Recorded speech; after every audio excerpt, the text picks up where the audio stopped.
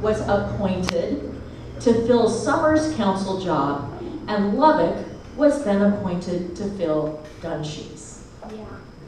They went on to say, for progress in the legislature, voters should elect Huxford, who has the smarts and has done her homework. So with that, I will simply say, support me, support Sam, support the other good candidates in this room. There's an opportunity here that is unprecedented, and I ask for your vote. Thank you so much.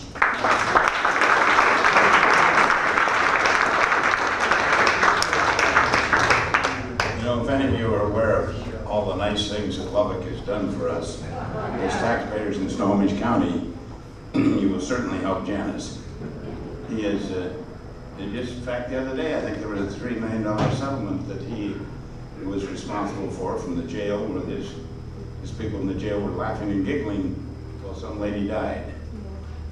I mean, this guy is just a disaster, please. And he's cost us a lot of money when he was sheriff. He's cost us even more money while he was a county executive, and we need to get rid of him. And Janice is an ideal person to do that. God bless you, Janice.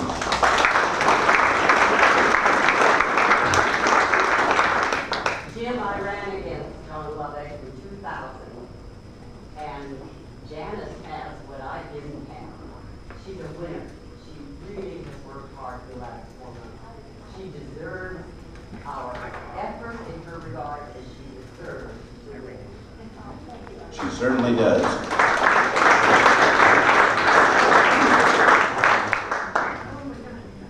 Just for old time's sakes, I'd like to introduce my friend Harry Platts.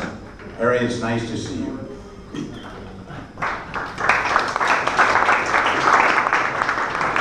You're more than welcome to pass out cards. That's kind of like your attorney, your profession does, don't they?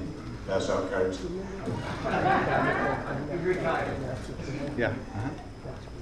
We have a young lady running in the 1st district. Would you please come up?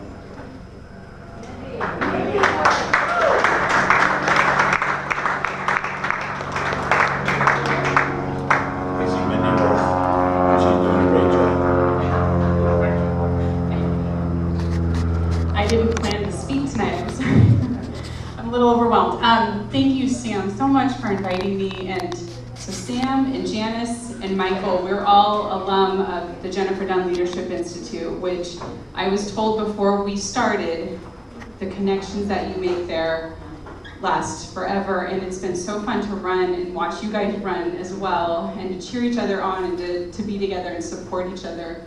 And you guys are awesome, and I'm so proud to call you guys my friends and my fellow Republican candidates. So I'm in the 1st. The 1st district is Bothell, a little bit of Montlake Terrace, a little tiny town called Briar, and Clearview, and Maltby, and even a little bit of Kirkland. Why not? Let's throw them all in there. And it's been fantastic. I got into the race pretty late. I actually announced during filing week. In fact, my opponent announced on my behalf. I think he was running my PR campaign for me. And so when I talk, I would say, my biggest opponent has been time. I'm getting out and meeting people. I'm not elected. I've never run for office before.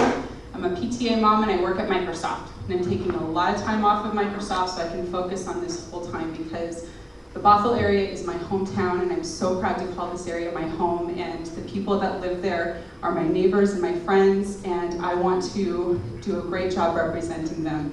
Our seat has been held for 24 years by Rosemary McCullough, who announced her retirement earlier this year. And I found out after election night that I actually won the King County portion, and a Republican had not won in King County in over 20 years.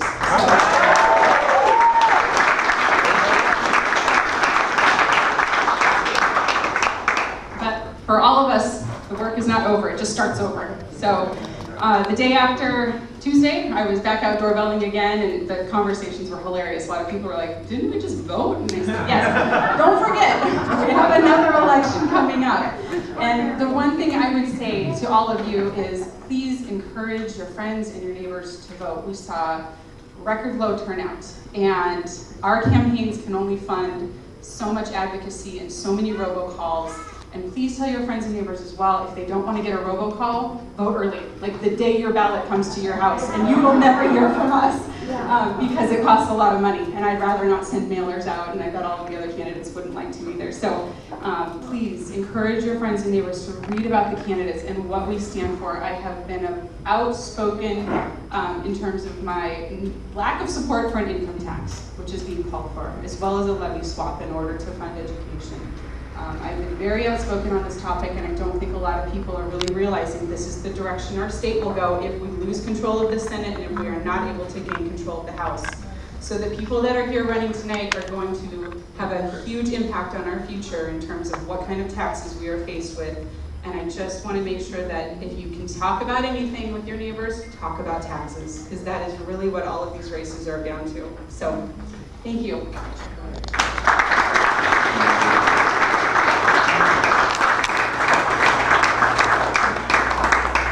Can you imagine how she's raised the bar in the first district? Let's give her a little support, okay? Anyway, next we have a gentleman from England, just a nice man. Took over my friend's position, Mike Hope, as some of you might remember, and he's done an excellent job there. Would you please come up and give us a few words of enlightenment?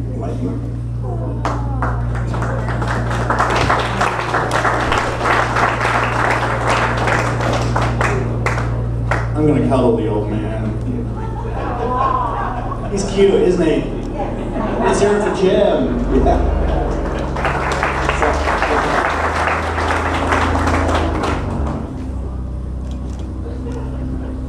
So, for those of you who don't know me, my name is Mark Armsworth. I'm the state representative in the 44th district here in position number 2, which is one more than one. We have this little battle going on. If Janice goes out and doorbells 300 doors, I do 301. Yeah, we're not competitive in any way whatsoever. And I've had the honor of serving as your state representative now for 2 years. And, it's been a challenge, it's been rewarding, and it's been exciting all at the same time. Just to represent the 44th and hear what people have to say and try and convert that into law down in Olympia, or undo bad law, which is my preference, and make government smaller. Thanks for coming out tonight. I know it's a hot night. I didn't get the suit memo, you can tell. I'm dressed like a native 44ther. And Jim does give me a hard time for being English, but and one day you'll learn a second language, you know. I can certainly teach you that.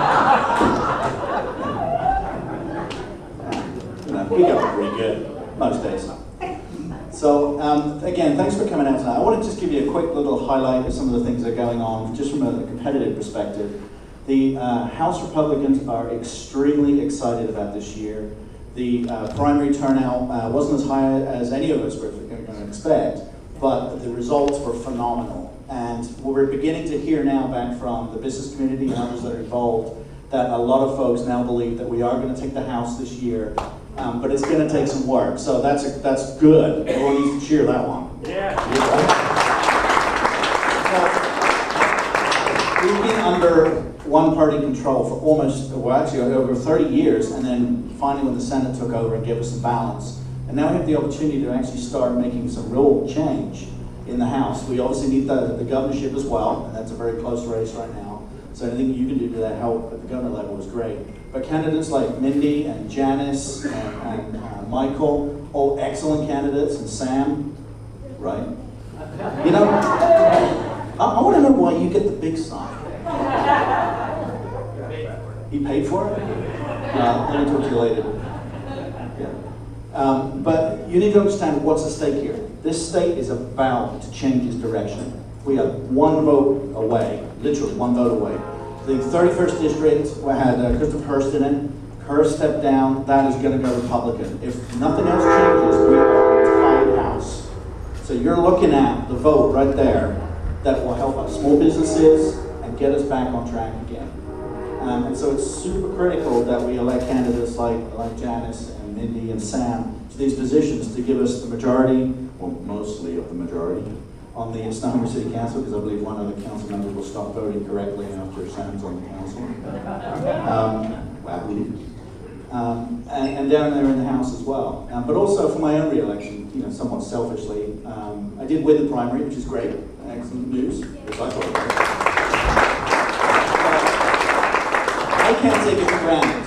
So we were out today doorbelling, we're working hard, we're making these things happen, and it does cost money because you've got to pay for TV, you've got to pay for flyers, you've got to pay for all these sorts of things.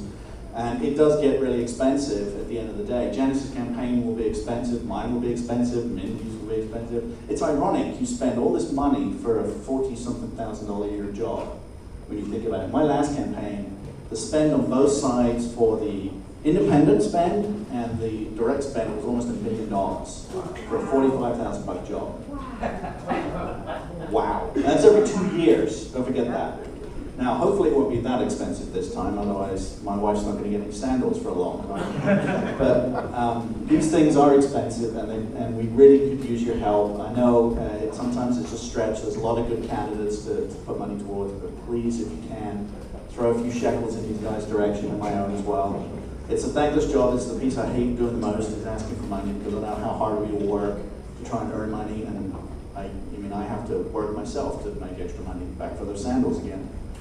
But really appreciate you coming out tonight. There are envelopes on the table. If you've given before, please try to give again, even if it's only $10 or $25. I'm sure there'll be somebody here about to ask for money as well. Yeah, but again, thanks for coming out. Enjoy some of the food and the beer. Don't drink too much beer. That gets you in trouble, I heard. So have a good evening. Thank you very much.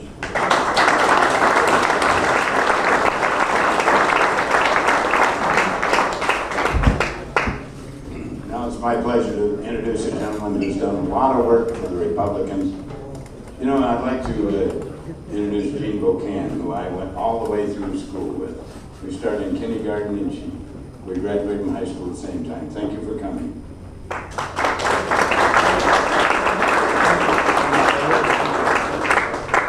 Anyway, it's my pleasure to introduce a gentleman who's spent endless hours traveling to events and being in events and talking about the Republican way of life, both in his job and just as a pastime, you might say.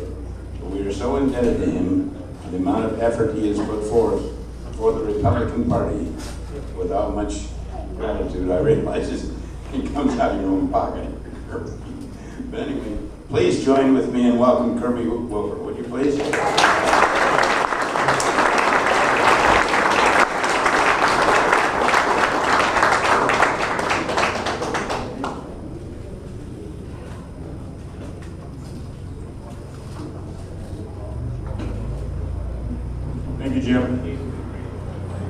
Thank you all for coming out tonight. I'm here for Dino Rossi, who had some late minute thing come up and couldn't be here, so I was asked to replace him. I've never got elected governor, so I'm not really in Dino's league. But I also didn't have an election stolen from me either. But I want to start by thanking all of you for being here. It's really hard sometimes for folks who aren't involved in politics all the time, people like Jim and I, to understand the importance of your presence. Only 2% of the American people, 2%, ever get involved in a campaign. Your being here tonight is involved in the campaign, okay? So 98% of the American people don't even do this. And so what you do is so important and magnified so much because you have the ability to elect Sam Lowe, or Janice, or Mindy, and help elect Michael. Or Mark. Have you all noticed how accents are taking over the Republican Party? I wish these guys would learn proper English. You should have declared independence with us. You could have sent Michael's parents here instead of Australia, Mark. Anyway, but I think it's important diversity. The Republican Party has to be more diverse. That's okay. But I think it's really important, and I want to stress to all of you, in all the time I've been involved in politics, I've been involved since high school, and I've done a lot of run for office. And the party for a couple of years now, I just basically talk. But there are enough people in this room to elect Sam Lowe. And there are enough people in this room to help elect these candidates. And you do it through your work and your effort and your checks. And I know, Mark, fundraising is tough. But my friends, you either can spend your money electing good candidates, or you can spend money paying the bills when the bad candidates get elected. And you're going to pay a lot more for the bad candidates' bills than yours an investment in the good candidates. Because they're going to be really good stewards of your money. And you're not going to have all these new spending programs. You're not going to have all these new taxes. So you have to look at it as an investment, not just in your present, but also the future of you and your kids. This state is supposedly Democrat, and yet the Republicans control the state house, or excuse me, the Senate, and we're one away from the state house. And after this election, we will control the state house. All right, we will do that. And because we have this crazy top two primary system, the state treasurer is going to be a Republican. No question. We will double the number of statewide Republican candidates this year, office holders, at least double it. We can't help but do that. You know, we have one. We're going to have at least two. And by the way, I think Michael Way should be the one you elect. For what it's worth on the first one. But this is you.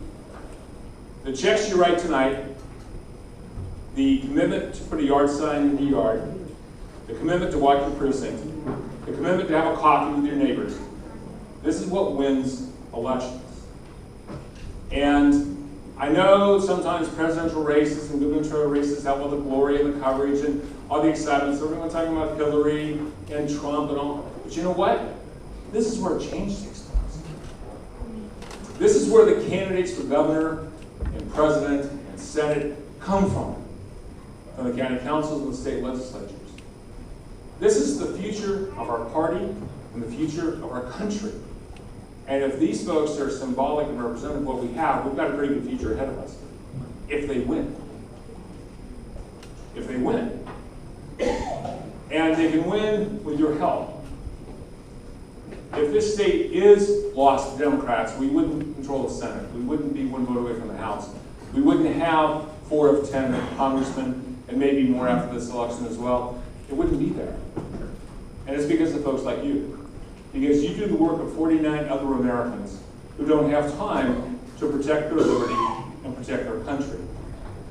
This country, sorry Mark, was founded on a great idea when we declared independence from the mother country. That's why I'm here. And that's why we're here for you to flee to. Because the mother country's lost its way. But we were founded on this incredible idea that you could govern yourself.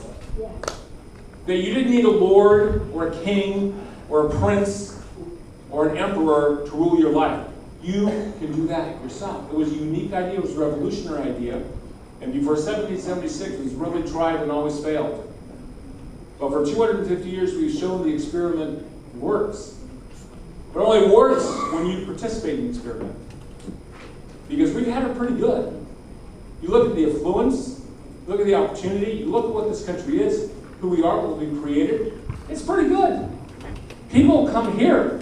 You don't see people fleeing to China or fleeing to Russia. You see people fleeing here. It's what Bill Bennett calls the open door contest.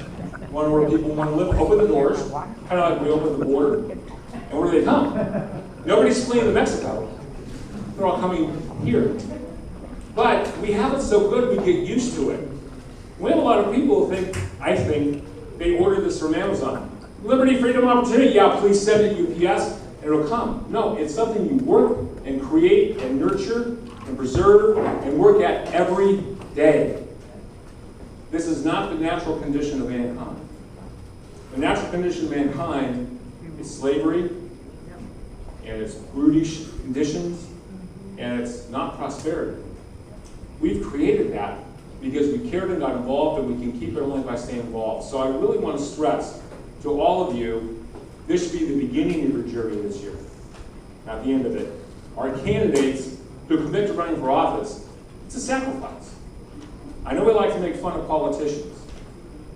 Sometimes it's very easy to do because they provide so much ammunition. But they're not home with their families tonight. They're not going to the weekend soccer games. They're not going on vacations because they're knocking on doors of people like you and saying, please vote for me. And they're calling up people and saying, I know everyone's asked you for a check, but I need a check today. And they're talking to editorial boards and special interest groups who want them to give them favors. And they're doing what they can to put together 51% of the vote, so they can go to Libya to make a difference. See, our folks want to make a difference. They understand we don't need big government. They understand we need a growing economy. They understand our freedom. They understand we need schools to function. How long has John Lubbock been in office? How long has Hans Dunshee been in politics? Do you want change? Yeah. Why vote for the same thing over and over again? Because you'll get the same thing over and over again. These are the agents of change. And if you think it's time to change, they can do that, but only with you. So, as someone who has seen a few campaigns and walked a few precincts and had a few doors slammed in his face and done all of that, I really want to stress the importance of what you do tonight. November 8th is 89 days away from today.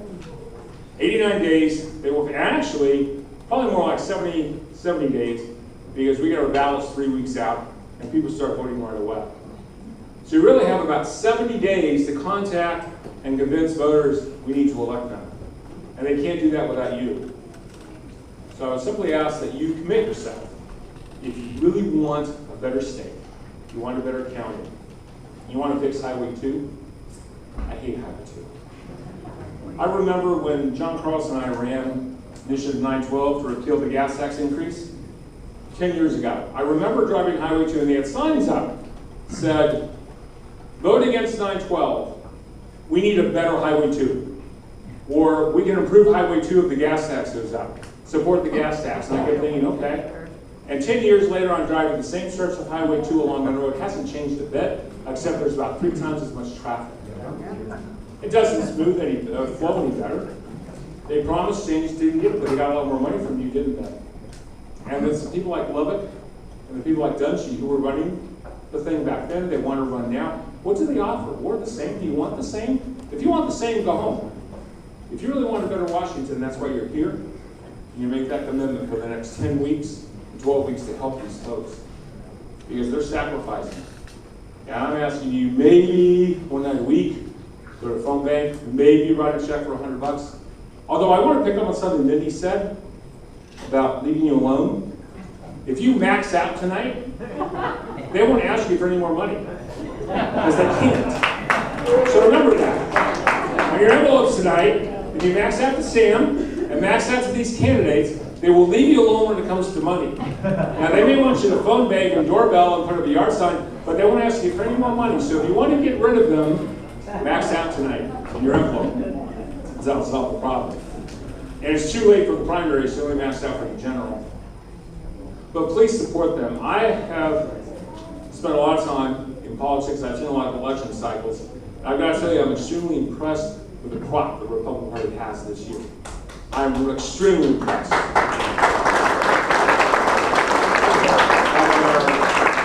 their experience, and by their youth, and by their energy, which is all good for this party. A lot of people are saying the Republican Party is dead. Hardly. Hardly. They're the ones that are dying. If Hans Dunshee and John Lubbock are the best they can put up, if Hillary Clinton's the best they've got, if Jay Inslee's the best they've got, I'm not worried about us dying, because I see who our future is. But they're only our future if you commit tonight to helping them. If you write that check, put up that yard sign, and walk with Mindy, and walk with Janice, and walk with Mark, and tell your friends about Michael, and tell whoever's calling to write a check. That's how we win with all of you. Our strength has always been our volunteers, our candidates working together, and I am very optimistic about November.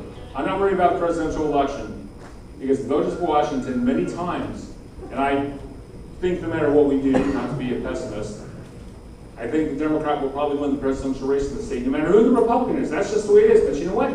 They vote down ticket for the better candidate. We've taken control of the Senate. We've almost got control of the House. We've done that 8 years when President Obama's in the White House, and wins the state big. We've elected congressmen. We've elected statewide. Quality candidates plus good campaigns win. Because that's what matters. They want to like the people they vote for, and these are very likable people. With one exception, I won't tell them, but they're very likable people. And they can win this election. So, I'm asking, I think what Dina would ask tonight, please donate what you can. Please contribute what you can. And And please give the next 10 weeks whatever time you have. Because remember, it's not just for you, it's for your kids. I want this country to survive and thrive and prosper, and it won't if we keep electing John Lovitz and Hans Dunshins. It has a really good chance that we elect these folks. So please walk out of here convinced, united, signed up, a little poorer, so we can elect these folks, and your future will be a lot richer. I promise you that. So thank you very much.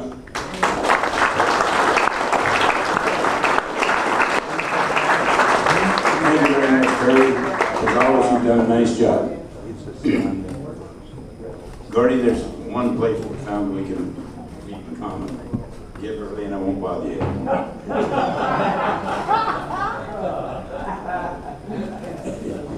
Anyway, this next gentleman is giving up a year of his life to try to become an elected official. And when you stop and think about it, that's a lot to do. And when he asks you for a little help, don't be so hesitant. Because he's really worked hard, he's got his heart in it. And without further ado, come on up here, Sam.